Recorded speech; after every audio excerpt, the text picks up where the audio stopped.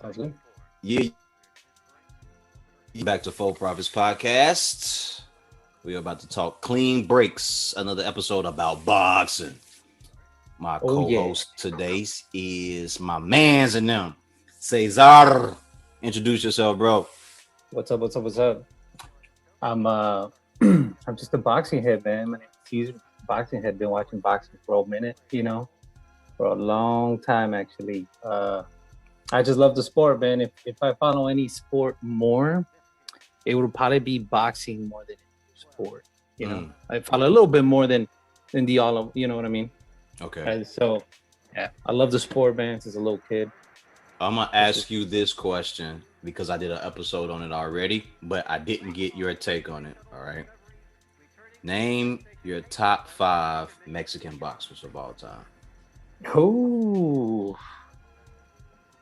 Any specific order, or it don't matter? The order does not matter. Just give me your 5. The motherfuckers that you know that if you got into a brawl or if a fight came up right now, you know they ready to get down.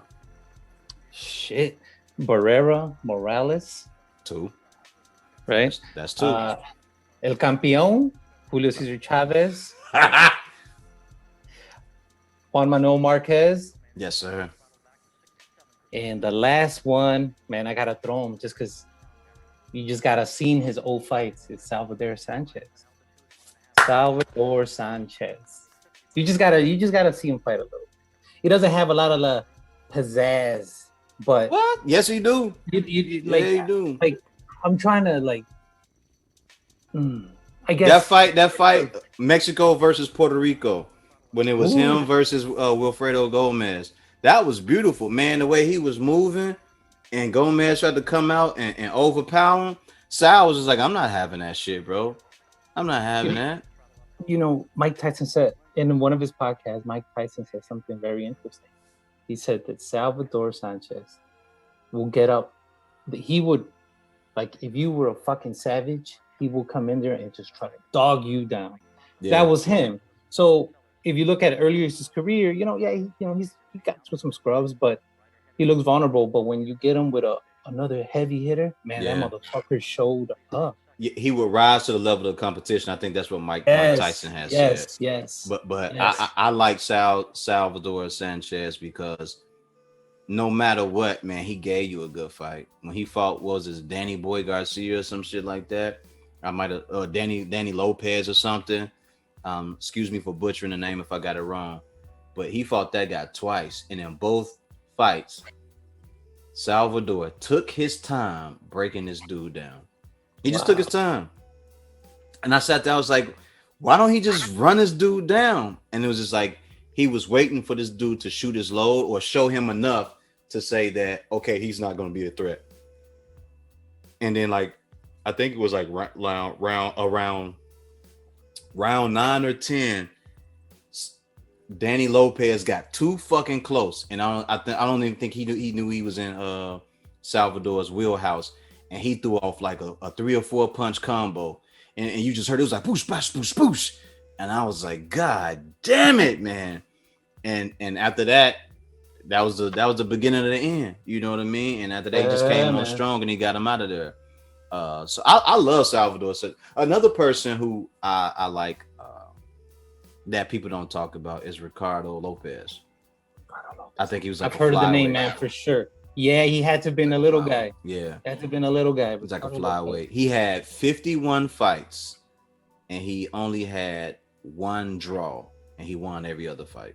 All of them fight. He won 50 out of the 51, he won 50 and he had 1 draw. That was a bad motherfucker, man. A lot of the little flyweights don't get a lot of eyes on them, man. They don't. You know what I'm saying? It's kind of sad. But the one thing that I can say about the little flyweight divisions or the little, the smaller guys. Yeah. Everybody fights each other. Everyone truly does. Everyone really does fight each other down there. That's the one thing that's different once you get to the upper, levels, and levels, true. I mean, in weight, not necessarily, skill set. Fighting skill. Yeah, exactly. Yeah. Exactly. So that's the one thing that I haven't. Currently, a little guy I like is Juan Francisco Estrada. I hope I said his name right. Yes. I like Yes, you did. One's a bad dude. He's a bad dude. He's a very good boxer and counterpuncher. And the thing about One is with any boxer, but I just like him specifically. If you beat him the first time, don't rematch him because the second time he got your number. He got your number the second time. It's coming for you. Yeah, Mm-hmm. because he done saw it all. He done saw it all. So the next time that you guys fight, he's already figured out all that shit. You know, You it's know what I crazy, mean? right? Like I don't know if like sometimes you know, I've never boxed professionally. I've boxed in the gym. I've Mhm. sparred just in the gym.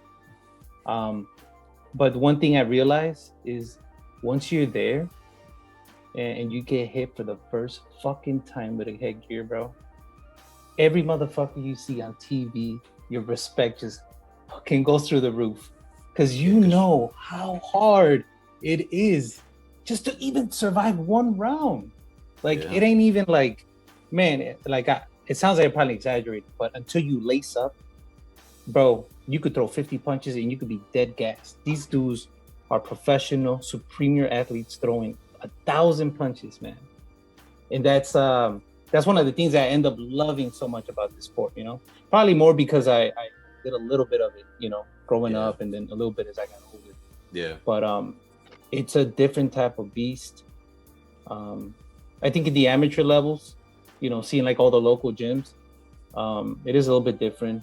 I think it's a harder sport, man, to get into, for these kids to become, you know, seen, you know, locally they're seen around here in the local area, but I wish there would be more, you know, more eyes on this sport to help a lot of these kids, man. They're in bad places and this is their only way to get out, you know? Yeah. And I that think, would but I be just also a think little that bit comes from more support